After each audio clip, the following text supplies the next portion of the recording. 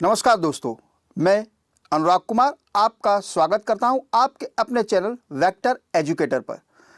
दोस्तों देख रहे हैं देश भर में एसएससी एनटीपीसी को लेकर एग्ज़ाम को करवाने के लिए मुहिम बहुत तेज हो चुकी है और ये मुहिम कहीं ना कहीं रंग ला रही है और आने वाले समय में बहुत ही जल्द परीक्षाएं ली जाएंगी। तो उसकी तैयारी धीरे धीरे आप लोग कर ही रहे हैं। साथ में अब थोड़ी सी स्पीड अप करनी पड़ेगी, कहीं ना कहीं जो घटनाएं चल रही उसी घटना चक्र को ध्यान में रखना होगा। इसीलिए आज मैं आपको नेहरू रिपोर्ट 2028 की महत्वपूर्ण घटनाएं जो इसके पीछे घटित हुई थी उसके बारे में बताऊंगा। तो चलिए हम आगे बढ़ते हैं।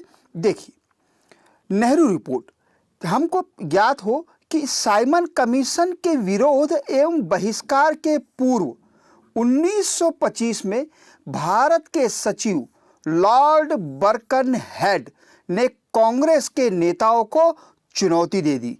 लेकिन दोस्तों अब एक चीज यहां पर कि साइमन कमीशन भारत में कब आया, तो साइमन कमीशन भारत में 3 फरवरी 1928 के दिन आया। ठीक है दोस्तों, कब? 3 फरवरी 1928 के दिन भारत में आया। अब इसके पीछे की, इसी से पहले अगर मैं देखूं तो बारडोली का सत्याग्रह की घोषणा, कौन सी? बारडोली के सत्याग्रह की घोषणा 12 फरवरी 1928 को हो गई थी। ठीक है दोस्तों, दो चीजें ध्यान रखना, साइमन कमीशन कब आया? 3 फरवरी 1928 को, और बारडोली सत्याग्रह 12 फरवरी 1928। चलिए आगे देखते हैं। इसमें चुनौती क्या दी गई कि विभिन्न संप्रदाय, यानी जितने भी आपके धर्म और संप्रदाय हैं, कि आपसी सहमति से एक संविधान का मसौदा तैयार कर सके तो ब्रिटिश सरकार निश्चित ही उस पर सहानुभूतिपूर्ण ढंग से विचार कर सकती है। ठीक है, सहानुभूति दर्शाई कि हाँ, हम विचार कर सकते हैं कि सर्वधर्म इकट्ठा हो। चलिए फिर देखते हैं। तब भारतीय नेताओं ने इस चुनौती को स्वीकार कर लिया फरवरी 1928 में, और दिल्ली में एक सर्वदलीय सम्मेलन का आयोजन किया गया। कहां किया गया? प्रथम दिल्ली में। और इस सम्मेलन में मतभेद के कारण कोई भी निर्णय नहीं लिया जा सका। आपसी मतभेद के कारण कोई भी निर्णय नहीं ले पाए।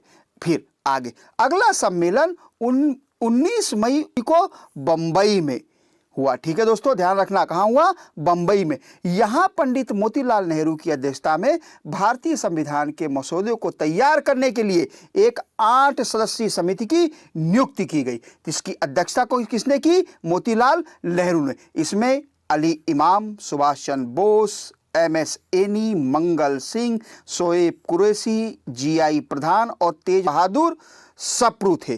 ठीक है दोस्तों, ध्यान रखना, इनके नाम आपको ध्यान रखने हैं, क्योंकि अगर ऑप्शन में पूछ जाए कि इसमें से कौन था या कौन नहीं था तो ये चीजें आपको ध्यान होंगी। चलिए आगे।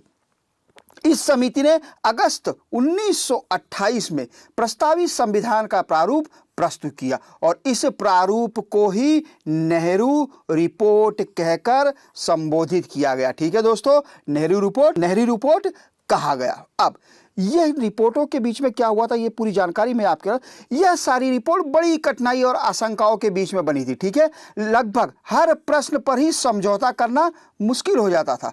गांधी जी इस सर्वदलीय सम्मेलन में हाजिर नहीं थे। ध्यान रखना दोस्तों, गांधी जी इसमें हाजिर नहीं थे। नेहरू रिपोर्ट में पूर्ण स्वराज को स्थान ना देकर आंशिक स्वतंत्रता की मांग की गई थी। ठीक है दोस्तों, किसकी? आंशिक स्वतंत्रता की। नागरिकों के मूल अधिकारों में राजा और जमींदारों के असीम भूमि अधिकारों को सुरक्षित रखा गया था। ठीक है दोस्तों, किसको? नागरिकों के मूल अधिकारों में राजा और जमींदारों के असीम भूमि अधिकारों को सुरक्षित रखा गया था, जिसके परिणाम स्वरूप देश के नेताओं और आम जनता ने इसे मान्य नहीं किया। तत्पश्चात लखनऊ में डॉक्टर अंसारी की अध्यक्षता में पुनः सर्वदलीय सम्मेलन हुआ जिसमें नेहरू रिपोर्ट को स्वीकार किया गया। ध्यान रखना, कहाँ पर स्वीकार किया? लखनऊ में। किसके वहाँ? डॉक्टर अंसारी की अध्यक्षता में पुनः सर्वदलीय सम्मेलन हुआ जिसमें नेहरू रिपोर्ट को स्वीकार किया गया। ठीक है दोस्तों, चलिए नेहरू रिपोर्ट की मुख्य सिफारिशें क्या थी यह आपको जानना बहुत जरूरी है। इनकी सिफारिशें थी भारत को पूर्ण औपनिवेशिक स्वराज का दर्जा मिले तथा उसका स्थान ब्रिटिश शासक के अधीन अन्य उपनिवेशों के समान ही हो। ठीक है दोस्तों। दूसरा, सार्वजनिक निर्वाचन प्रणाली को समाप्त कर दिया जाए। क्या कर दिया जाए? समाप्त कर दिया जाए, जो कि अब तक के संवैधानिक सुधारों का आधार था।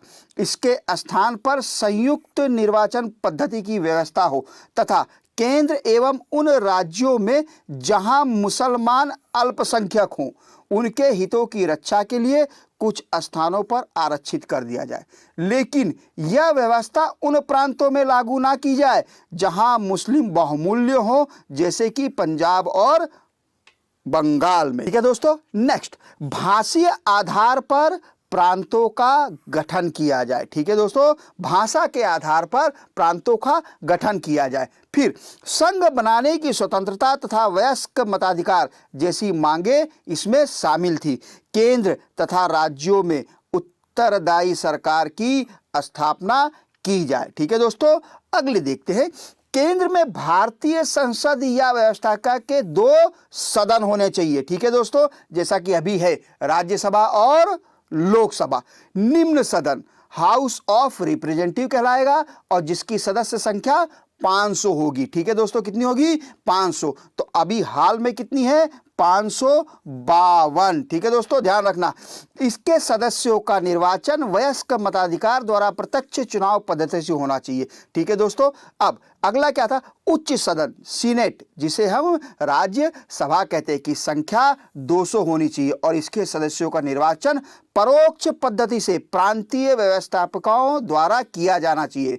तो हाल में कितनी है संख्या? 250। राज्यसभा की कितनी है? 250। निम्न सदन का कार्यकाल 5 वर्ष तथा उच्च सदन का कार्यकाल 7 वर्ष का होना चाहिए। ये कहाँ? नेहरू रिपोर्ट में कहा गया था। लेकिन अगर आप मुझे कमेंट बॉक्स में बताइए कि उच्च सदन का कार्यकाल कितना है।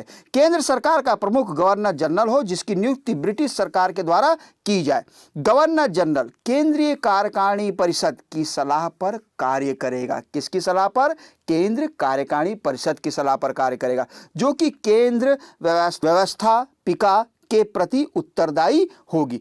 प्रांतीय व्यवस्थापिकाओं का कार्यकाल 5 वर्ष का होगा। इनका प्रमुख गवर्नर होगा जो प्रांतीय कार्यकारिणी परिषद की सलाह पर कार्य करेगा।